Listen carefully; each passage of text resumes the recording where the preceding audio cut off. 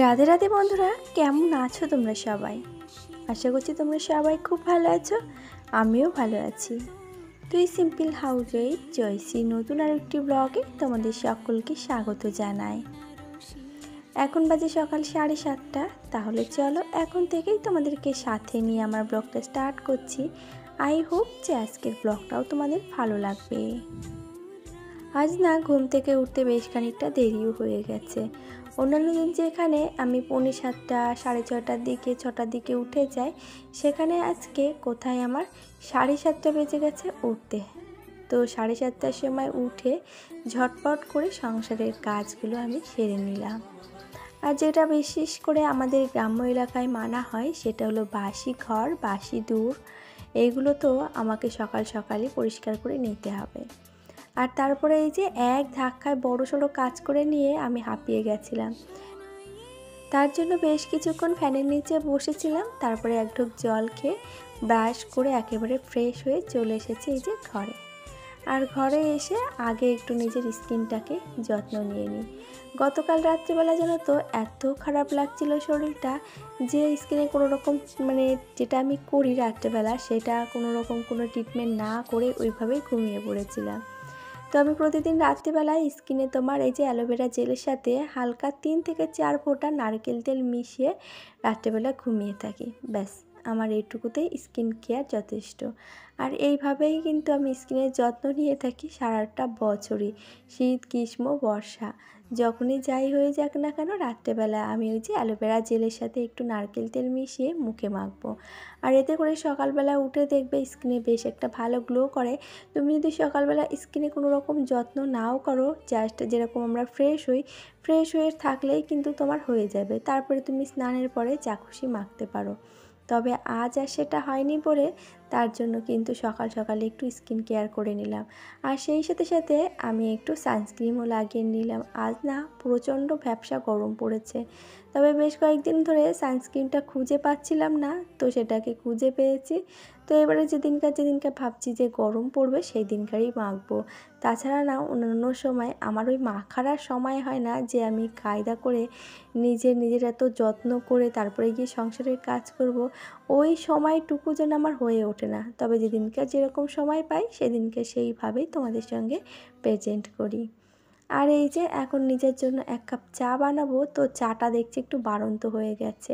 আর দুধ চা যেহেতু সেজন্য লিকারটা বেশি লাগবে। তোমাদের দাদাভাইকে বলেছিলাম চা আনতে, তবে সে বেচারার মনে নেই। তো ঘরেতে দেখছিলাম কফির পাতা আছে, তো সেটা দিয়ে একটু কফি বানিয়ে নিলাম।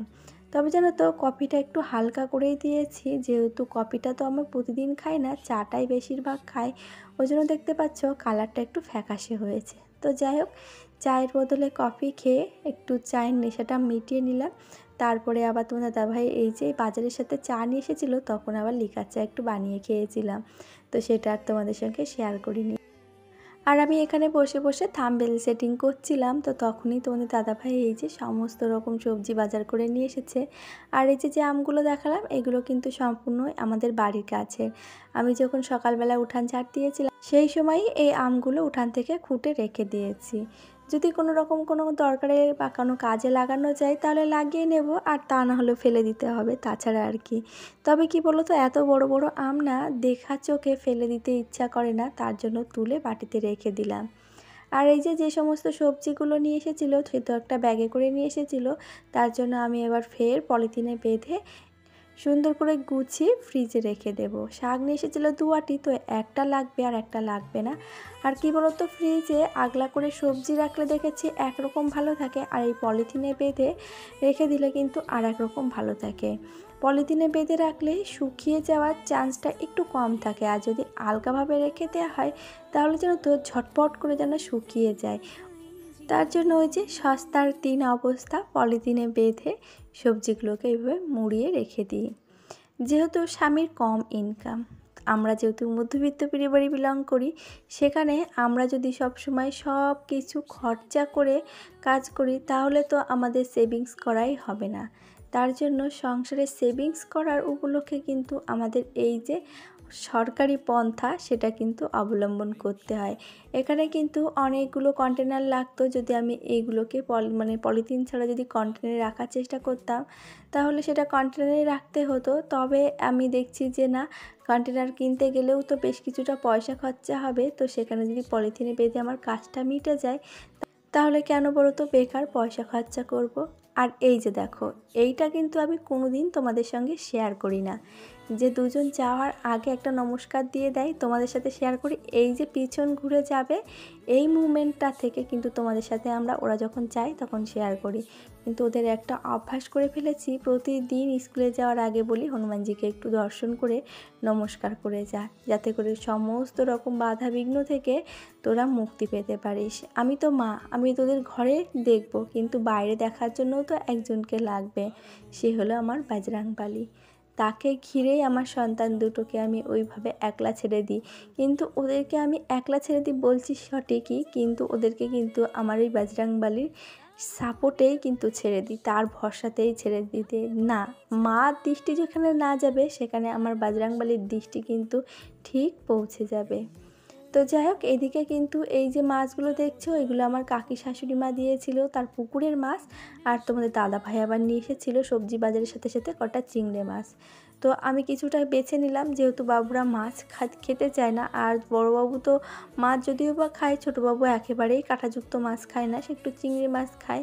তার জন্য তাদের জন্য কয়েকটা ছাড়িয়ে নিয়েছি চিংড়ি মাছ, আর সবগুলো রেখে দিয়েছি কন্টেনারে। এখন ফ্রিজে ওটা রেখে দেবো। আর এই যে শাকটা একটু বেছে নিয়েছিলাম, তবে জানো তো শাকের মধ্যে তেমন কোনো নোংরা নেই, শুধুমাত্র ঘাস পাতা ছাড়া। তবে এখানেও দেখছি লম্বা লম্বা ঘাস পাতা রয়ে গেছে, তো সেগুলোকে ভালো করে পরিষ্কার করে ধুয়ে তারপরে এই যে সোজা চলে এসেছি ঘরে। গতকাল ঘরটা আর মোছা হয়নি, আমি সময় পাইনি জানো তো, আর ওই জন্য গতকাল আমি আর ঘরটা মুছতেও পারিনি। আর আজকে ওই জন্য ভাবলাম যে না, সকাল সকাল আগে ঘরটা মুছে নিই, তারপরে রান্নাবান্না শেষ করে না পরে গিয়ে আর ইচ্ছাই করে না যে ঘরটা মুছতে আসি। তখন মনে হয় যেন রান্নার ওই বাসনগুলো মেজে ধুয়ে একবারে স্নান সেরে নিই। ওই জন্য আজকে রান্নার জোগাড় করে এসে আগে ভাবছি যে না, ঘরটাকে মুছে নিই, তারপরে রান্নার পরে রান্নাঘরটাকে মুছে নেব। আর এই তো তোমাদের সঙ্গে কথা বলতে বলতে কিন্তু আমার ঘরটা প্রায় মোছাই হয়ে গেল। তবে চলো এরই সাথে বলে রাখি, আমার আজকের ভিডিওটি তোমাদের কেমন লাগলো একটা লাইক কমেন্ট করে জানাতে ভুলে যেও না। আর নতুন যদি কোনো বন্ধু আজকে আমার ভিডিওটি এই পর্যন্ত দেখে থাকো, ভিডিওটি দেখে ভালো লাগলে চাইলে চ্যানেলটিকে সাবস্ক্রাইব করে রাখতে পারো। আর পুরনো বন্ধুরা যারা অলরেডি কাজটি করে রেখে দিয়েছো তাদেরকে জানাই অসংখ্য ধন্যবাদ আর অনেক ভালোবাসা। আর এদিকে দেখো, নিয়ে এসেছে তেল আর নিয়ে এসেছে ডাল। তো ওই যে বললাম, যখন যেমন সাধ্য হয় তখন কিন্তু সেই সাধ্য অনুযায়ী আমরা সমস্ত বাজার ঘাট করি। আজকে কিন্তু 200 গ্রাম তেল আনার বরাদ্দ হয়েছে, তার জন্য আজকে 200 গ্রাম তেল নিয়ে এসেছে, আর ওইদিকে ডাল। আর এদিকে মায়ের বাড়ি থেকে মা পাঠিয়েছিল কিছুটা দুধ, তো সেটাকে হাঁড়িতে লাভিয়ে নিয়েছি। তবে মা বলেই পাঠিয়েছে দুধটাকে আগলা করে রাখতে আর দুধটা জাল দিয়ে রাখতে, নয়তো এই যা গরম পড়েছে ভ্যাপসা, এতে করে নষ্ট হয়ে যাবে। আর দেখেছো, আমি এদিকে রান্না করছি, রান্না করতে করতে কিন্তু কারেন্টটাও চলে গেছে। আর আজকে যে কারেন্টটা কতবার গেল আর কতবার আসলো রান্না করতে করতে কি বলবো, এত যে বিরক্ত লাগে রান্না করতে করতে কারেন্ট চলে গেলে। আর এই সাইডটা তো একটু ব্যাক সাইড, এখানে অন্ধকার অন্ধকার হয়ে থাকে, রান্না করতে গেলে যদি কারেন্ট না থাকে তাহলে একেবারে বিরক্তিকর। এই দেখো, কথা বলতে বলতে কিন্তু আবারও কারেন্টটা চলে গেল। আর এদিকে দেখো সবজি কেটেছি, তোমার এদিকে সজনের ডাঁটা আর আলু কেটেছি, আর এদিকে কলাগুলোকে কেটে আগে জলের ভেতরে ভিজিয়ে রেখেছিলাম, যাতে করে কলার যে কষটা থাকে সেটা বার হয়ে যায় আর কাটতেও সুবিধা হয়। আর ডয়রা কলা কিন্তু অনেকেই আছে ফাল দিয়ে দিয়ে ছাড়িয়ে ফেলে, দানা টানা চারিদিকে ছড়িয়ে যায়, তরকারির ভেতরেও কিন্তু দানা দানা হয়ে যায়। আর এইভাবে যদি তুমি ডয়রা কলাগুলোকে ছাড়িয়ে নাও কিংবা দানাওয়ালা কলা, তাহলে কিন্তু একটা দানাও তরকারির ভেতরে ছাড়িয়ে যাবে না, আর বেশ সুন্দর খেতেও কিন্তু লাগে ছাড়িয়ে ছাড়িয়ে খেতে। আর ওইদিকে দেখলাম ভাতটা ফুটে উঠেছে, তার জন্য গ্যাসটা অফ করে দিয়েছি। আর এদিকে মাছের ঝোলটা বসিয়ে দিয়ে এখন এই যে শাক যেগুলো বেছে ধুয়ে রেখে দিয়েছিলাম এগুলোকে কুচি করে নিই। যদি পাশে থাকো, হাতে হাত রাখো, সব পাবো ভরসা দিলে, থেকে যাবো।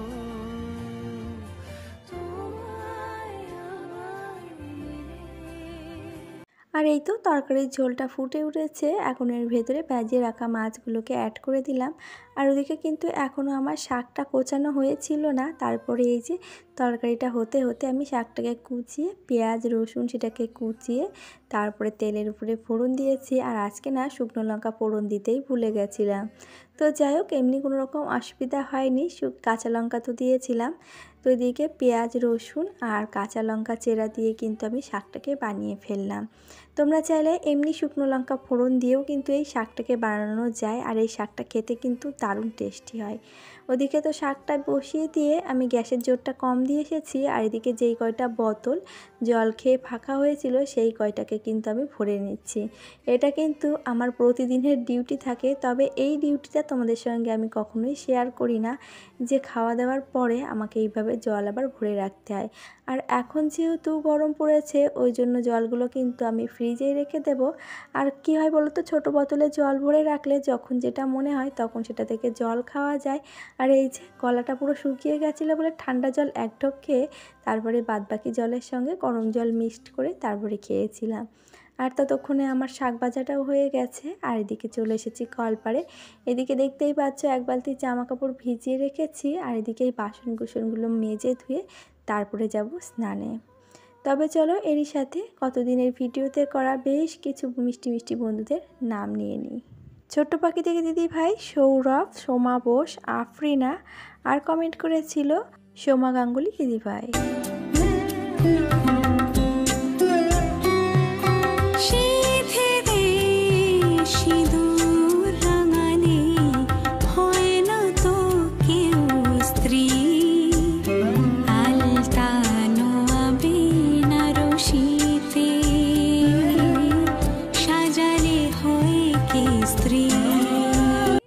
আর এই তো স্নান সেরে সিঁদুরটা পরে সোজা চলে এসেছি একেবারে ছাদের উপরে। আর একটা প্লাস্টিকও নিয়ে এসেছি হাতে করে, কেননা আজকে গাছে অনেকগুলো ফুল ফুটেছে। আর এই ফুলগুলো যদি আমি হাতে করে চেপে নিয়ে যাই তাহলে সে আর ঠাকুরের চরণে দেওয়ার মতন পরিস্থিতিতে থাকে না।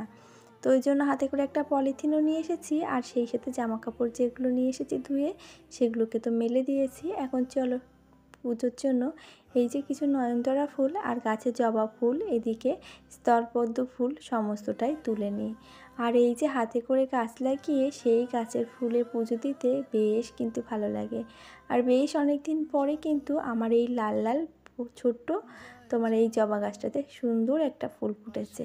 যাক, মায়ের পায়ে আজকে এই লাল টুকটুকে জবাখানি দেয়া যাবে। সমস্ত ফুল গুছিয়ে নিয়ে এই যে চলে এসেছি ঠাকুর ঘরে। আর এই বড় ফুলটা আর প্যাকেটের ভেতরে ঢুকাইনি। তো এদিকে দেখো নিচের কাছ থেকেও কিন্তু বেশ কিছু ফুল আমি আগে থেকে গুছিয়ে রেখেছিলাম। তো সেটার সাথে সাথে এই যে ফুলগুলো এখন আমি ছাদ থেকে নিয়ে আসলাম সেগুলোকে পলিথিন থেকে বার করে নিয়েছি। আর এই টগর ফুল গাছটা আমার ঠাকুর ঘরের পেছনে একটা গাছে হয়েছিল। তো বেশ কয়েকদিন ধরে গাছে ছিল, তো আজ ভাবলাম মায়ের চরণে দেওয়ার মতো হয়ে গেছে, একে আর গাছে রেখে শোভাবর্ধন করে লাভ নেই। তো এই যে সমস্ত ফুলগুলোকে এখন ঠাকুরের চরণে দিয়ে দিচ্ছি। আর ফুল যেন ঝুড়িতে এক ঝুড়ি হয়ে গেলে ঠাকুরের সিংহাসন সাজাতে যে আমার এত ভালো লাগে কি বলবো। দেখো এই জবা ফুলগুলোতেই কিন্তু আমার ঠাকুরের সিংহাসনটা সাজানো হয়ে যেত। তবুও ওই যে গাছ ভরে নয়নতারা ফুল ফুটে থাকে। আর নয়নতারা ফুলগুলো দেখতেও কিন্তু যেমন দারুণ লাগে, আর ঠাকুর ঘরে দিলেও কিন্তু ঠাকুর খুব খুশি হয় নয়নতারা ফুলে। আর বাস্তুশাস্ত্র মতে কিন্তু নয়নতারা ফুল বাড়িতে থাকা খুবই ভালো। আর যদি পূজার কাজে লাগানো হয় তাহলে তো আর কথাই নেই। আর এদিকে দেখো গোপুসোনাকে আজকে 4 গ্লাস জল দিয়ে স্নান করিয়ে এই যে তার আসনে বসিয়ে সুন্দর করে ফুল দিয়ে তাকে সাজিয়ে দিলাম।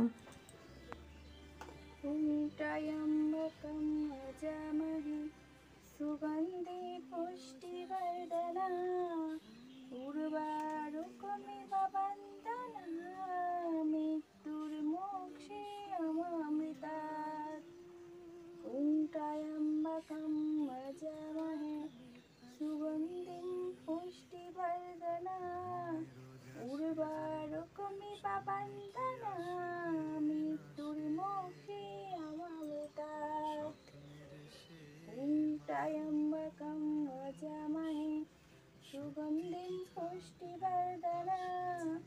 উর্বারুকমিব বন্দনা মৃত্যুর্মোক্ষে অমৃতাৎ।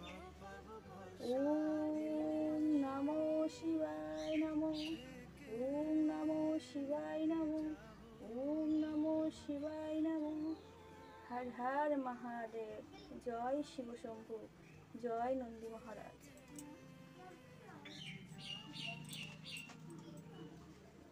জয় বাবা নীলকণ্ঠ। জয় নন্দী হর মহাদেব। জয় শিব শম্ভু।